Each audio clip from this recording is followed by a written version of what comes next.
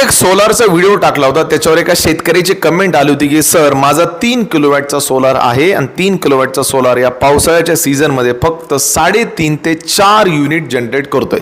आणि ॲक्च्युली हा जो प्रश्न आहे तो फक्त त्यांच्या एकट्याचा नाही, अशा भरपूर जणांचे प्रश्न आहेत.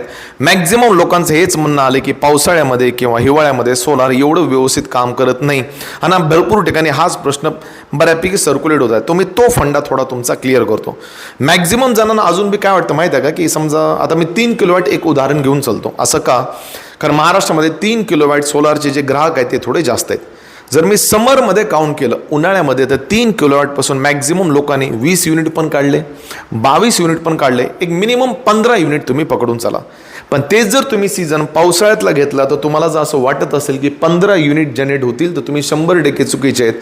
मान्सून सीझनमध्ये किंवा जर ढगं वगैरे असेल किंवा पाऊस वगैरे पडत असेल तर एवढे युनिट्स तयार होत नाहीत. मॅक्झिमम युनिट किती तयार होतात? एक 4 ते 6च्या मध्ये तुम्ही पकडून चला. 4 युनिट बनतील, 5 युनिट बनतील, कधी कधी तर 3 युनिट पण बनतात. मग याच्या मागचं कारण काय की याच्या मागचं कारण बघायला गेलं तर त्याच्या मागे एक फिजिक्स पण लपलेलं आहे आणि सायन्सचं पण एक रिझन आहे की कसं आहे, मान्सून सीझनमध्ये ढगं वगैरे असतात, बऱ्यापैकी मॉइश्चरचे पार्टिकल्स वगैरे असतात नेचरमध्ये. सो जी डायरेक्ट बीम भेटायला पाहिजे, लाईट एनर्जी सोलारवर पडायला पाहिजे, ती भेटत नाही. ते ढगांमुळे कुठं ना कुठं अडते आणि लाईट तिथे स्कॅटर्ड होते. आणि ही जी स्कॅटरिंग ऑफ लाईट असते ही कामाची नसते का? असते. पण ही स्कॅटरिंग ऑफ किंवा जी स्कॅटर्ड झालेली लाईट जेव्हा सोलारवर पडते, जेवढी हाय फ्रिक्वेन्सीवाली लाईट सोलार पॅनलला पाहिजे असते वीज तयार करण्यासाठी, तेवढी त्याला भेटत नाही. मग याच्यामागे एकच रिझन, अशा भरपूर रिझन्स आहेत, त्याच्यावर मी निवांत व्हिडिओ टाकेल, एका मिनिटात सांगता येणार. पण असं काय केलं पाहिजे की यार युनिट थोडे वाढले पाहिजे. तर मी 2-3 गोष्टी सांगेल. गोष्ट नंबर 1, जेवढं जमल तेवढं सोलार पॅनलला क्लीन ठेवायचा प्रयत्न करा.